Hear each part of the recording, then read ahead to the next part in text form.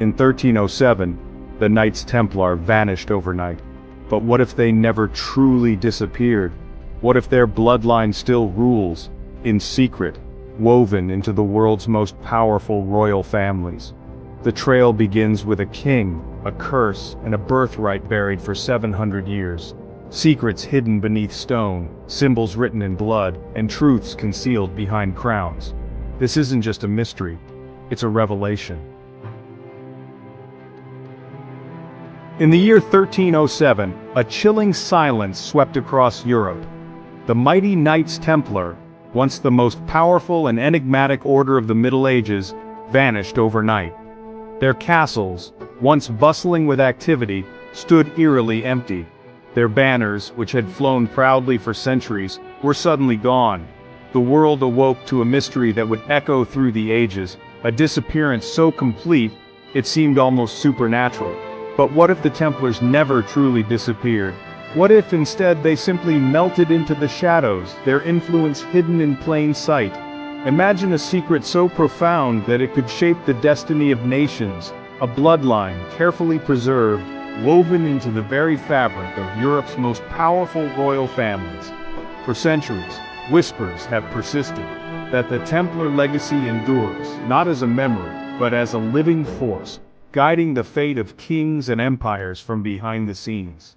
The trail of this secret begins with a king consumed by greed, a curse uttered in the shadows, and a birthright so dangerous it was hidden for generations. Ancient parchments, cryptic symbols, and forbidden manuscripts hint at a truth too perilous to reveal. The Templars' knowledge of power, of faith, of secrets best left buried, became the stuff of legend, passed down in coded messages and clandestine rituals. As the order was betrayed by those they once called allies, a global manhunt began. Kings and popes, driven by fear and envy, unleashed their wrath. In shadowy council chambers, alliances crumbled and trust was shattered. The Templars became fugitives, hunted by the very thrones they had served. Their secrets, once coveted, now marked them for death. Yet amidst the flames of betrayal and the agony of torture, hope flickered. Some Templars, guided by loyalty and cunning, managed a daring escape. Under the cover of darkness, they slipped through secret passages and vanished into the mist, making their way to the fortified port of La Rochelle. There, in the pre-dawn fog, they prepared for a journey that would become legend. Their ships, last glimpsed beneath a shroud of moonlit fog, sailed into the unknown. No wreckage was ever found, no survivors returned. The Templars simply vanished, leaving behind only questions, legends, and the tantalizing possibility that their story was far from over. To this day, their fate remains one of history's greatest mysteries. Throughout the annals of European history, whispers of a clandestine relationship between the Knights Templar and the royal families have persisted. These were not merely alliances of convenience, but intricate bonds woven through shared secrets, mutual protection, and a vision for a new order. Historical records, though often shrouded in mystery and speculation, suggest a deeper link between the Templars and royalty, one that may have shaped the destinies of entire kingdoms. The Templars, with their immense wealth and influence, were more than just warrior monks. They were trusted advisors, financiers, and sometimes the hidden hand guiding the crown. Among the most intriguing figures in this shadowy alliance is Berengaria of Castile. Known for her intelligence and political acumen, Berengaria was a Templar sympathizer at a time when such allegiances were fraught with danger.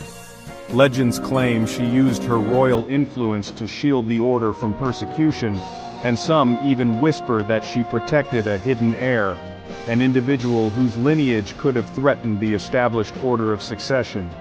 Ancient manuscripts, preserved in candlelit secrecy, hint at coded messages and secret pacts, suggesting that Berengaria's role was far more pivotal than official histories admit. The story continues in the rugged landscapes of Scotland, where the exiled Templar Knights are said to have found sanctuary after their dramatic fall from grace. Here, the House of Stuart emerges. a royal lineage long speculated to carry the Templar bloodline. The Stuarts, with their mysterious origins and enduring symbols, have been the subject of countless theories. Did the Templars, fleeing persecution, intermarry with Scottish nobility, embedding their secrets within the very fabric of the royal house? The evidence is tantalizing, if elusive. Crests, cryptic family mottos, and the persistent presence of Templar iconography in Stuart heraldry. Nowhere is this mysterious connection more evident than in the enigmatic Rosslyn Chapel. Its intricate carvings, shrouded in symbolism, seem to tell a story no history book ever mentions. The altar stone, carved with encrypted symbols and geometric patterns, echoes the secret language of the Templars.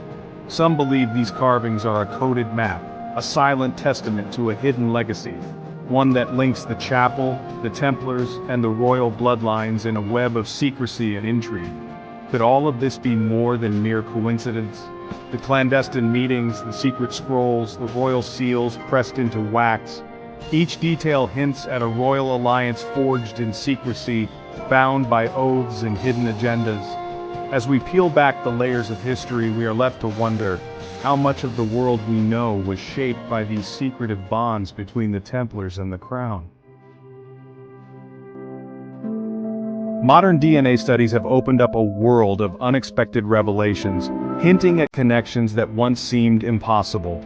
As scientists peer deeper into the double helix, they're uncovering genetic links that stretch across continents and centuries, challenging everything we thought we knew about ancestry and identity.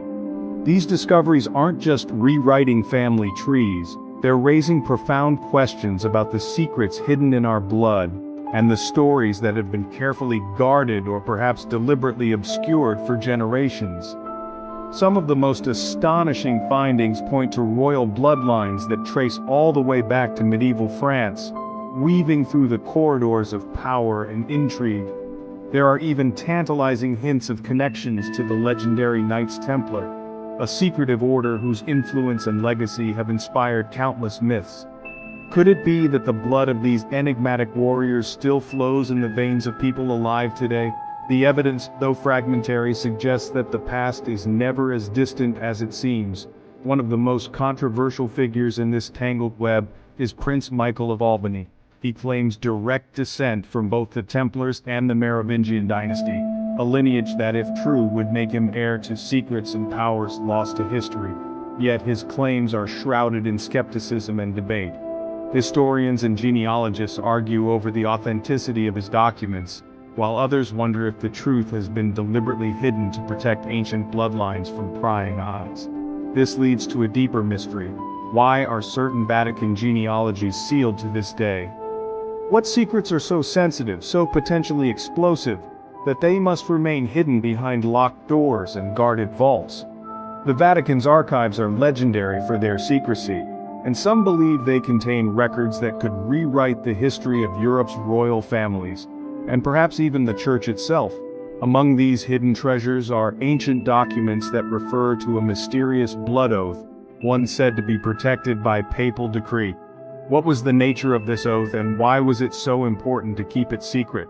Some say it was a pact forged in the shadows, binding generations to a code of silence and loyalty that transcended even the power of kings and popes. Whispers persist of cryptic birthrights, passed down in silence from one blood guardian to another.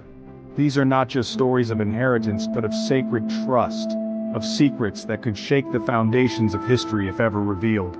In the shadows of castles and the depths of ancient vaults, the truth waits, guarded by those sworn to protect it at any cost.